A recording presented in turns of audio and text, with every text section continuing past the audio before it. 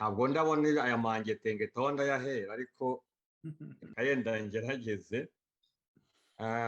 Baravuga ngo uhiriye mu nzu ngo ntaho adapfunda imitwe. Ikibazo cy'aba bantu ahantu gituruka ku gitutu guverinoma y'u Rwanda ikora mu buhungiro yabokeje. Ni bya bindi rero y'umuntu burya yarashe mu mutwe ntabwo haba hakora burya agira utuntu tunyeganyiga dufunguka mu bwonko bwiwe agahora azungera.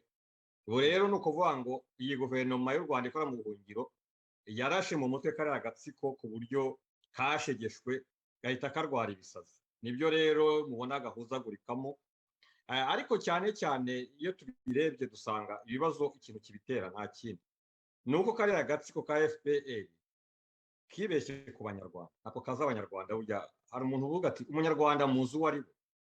Kugeza n'ubu icyo kibazo nta cyaha kibabaza. Ese umunyarwanda bazi uwo ari we kugeza ubu? Ntibaramubona, bazamubona. Ntabwo baramenya umunyarwanda uwo ari we.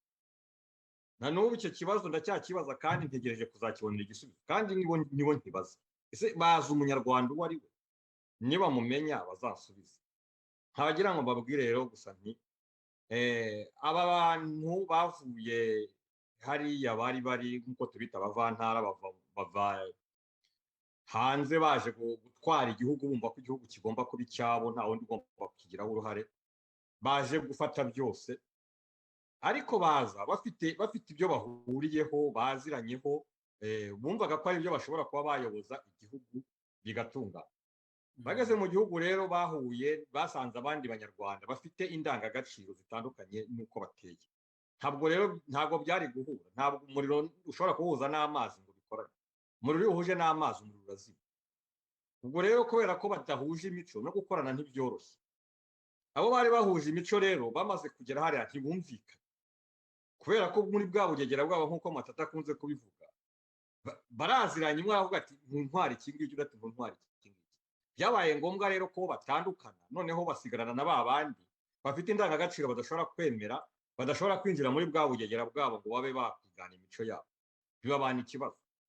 Nuko kubabana ikibazo rero niho noneho abanyarwanda bagaragaje ko batazemera ubwo bugegera kandi batangira kwerekana ko batazabashyigikira na rimwe.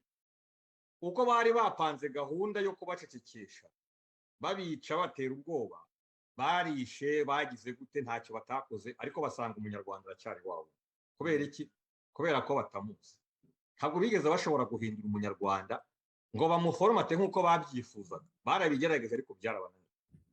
Nk'uko kubananira rero niho ikibazo kibabera kirekire. Noneho bakavuga bati tuzakoresha abandi kwabo twazanye nabo noneho baduhindutse, naho badashobora kwemera ko tubatwara nk'uko tubyifuza. Baza kugira icyo kibazo rero. Icyo kibazo rero kugira ngo bazagikemure birabagoye. Noneho bashaka gushakira igisubizo rero kuri ba banyarwanda bamwe bazi bafite indangagaciro, kandi izo ndangagaciro ntibashobora kuzitatira abanyarwanda. Niho rero muri kubona ko abo bahaye kano kazi batari kugashobora. Aba bangaba muri kuvuga amazina, abo basumani bande bose ntabwo bari kugashobora. Kubera iki? Burya ujya gukora akazi kugira ngo ujya kakorohere nuko burya hari ikintu cy'impano uba ufite.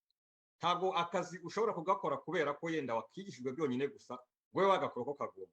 Hagomba kuba harimo na hagomba kuba harimo impano. Izo mpano rero kubera za ndangagaciro z'ubunyarwanda dusangamwe, kwa kutemera ikinyoma, kwa kudakunda guhemuka, bigenda birushaho kuba kudomina noneho bwa bugegera bwa bariya bashaka kubinjizamo, bigatuma noneho ibyo bakora bahuzagurika ntibabishobore. Niyo mpamvu ubona bibakururira impanuka, ugasanga uko babandi babakozi bafashe muri bo babashyizemo bakawukora uko utagombye gukorwa, ahubwo ukagenda ubakururira ingaruka arizo tugenda tubona. Niyo hahandi muri kuvuga ko kurengera amategeko bakajya kwinjira hatinjirwa. Niho hahandi mubona bakora ibintu kandi nyuma bikaza kubahindukirana, bikaza kubagarukaho kandi bari bazi ko hari uwo bikoreje. Ikindi rero ngewe ndi kubona kiri gutera ibi ngibi ni ukubera kutamenya gusoma ibihe. Kutamenya gusoma ibihe kubera iki? Aka gatsiko kaje kazi ko kazaza gashoreye ikinyoma, icyo kinyoma kikazahora gutyo, gahunda kari gafite nuko nta muntu wagombaga kujijuka, nta wari wemerewe kwiga, n'uwiga akagomba kwiga nabi, nta wari wemerewe kuzumva radiyo yagombaga kuba ari radiyo y'u Rwanda bakumva ibyo babahaye. Noneho baje kugira ibyago rero, ibihe birahinduka. Ibihe bihinduka noneho haza za tekinoloji rero zaje gute? Ni kwa kutamenya nyine, kwa kundi kwirasa mu mutwe, nibo bihutiye no kuzizana ngo bazi ko bazazikoresha zikabagirira akamaro, ariko ntabwo bari bazi ko ahubwo ari intwaro bikururiye yo kubakora. Bazanye tekinoloji rero, tekinoloji nayo ibizanye YouTube. Murabizi ko bari baraguze ibinyamakuru by'isi yose, barateze imitego hose ati aba ntimukabaha ijambo, mujye muvuga ibyo tubabwiye, nihagira utaka ntiyumvikane muvuge ko nta kibazo afite. Ibyo rero bya bihe nababwiraga bimaze guhinduka, hakaboneka iyi YouTube, tukaba twarashyizeho iyi mirongo, bya binyamakuru bakoreshaga bitaga ko ari mpuzamahanga, bumva ko ijambo rifitwe ngo n'ibyo binyamakuru bikomeye, byaje kubabera ubusa. Basanga ko imbaraga ziri mu ijambo umuntu asohora n'aho arivugiye, noneho bya binyamakuru byabo basanga ntacyo bikibamariye. Ikibazo rero bafite ubu ngubu noneho ni uguhangana n'iyi mirongo yacu twishyiriyeho.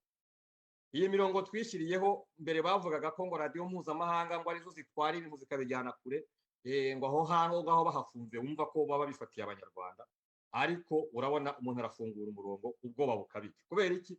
Kubera ko bya bihe byahindutse, hakazaho iterambere, isi ikajya igahindura isura. Icyo uvuze uyu munsi ururimi rwose wakivugamo kirara kigeza aho ushaka. Ibyo rero byababanye ikibazo. Ntabwo rero bashobora kubitangira, kandi ibyaba abakozi babo bashyizeho bavuga ntibishobora kuvuguruza ukuri, kuko ntabwo ikinyoma gishobora kwitambika imbere y'ukuri.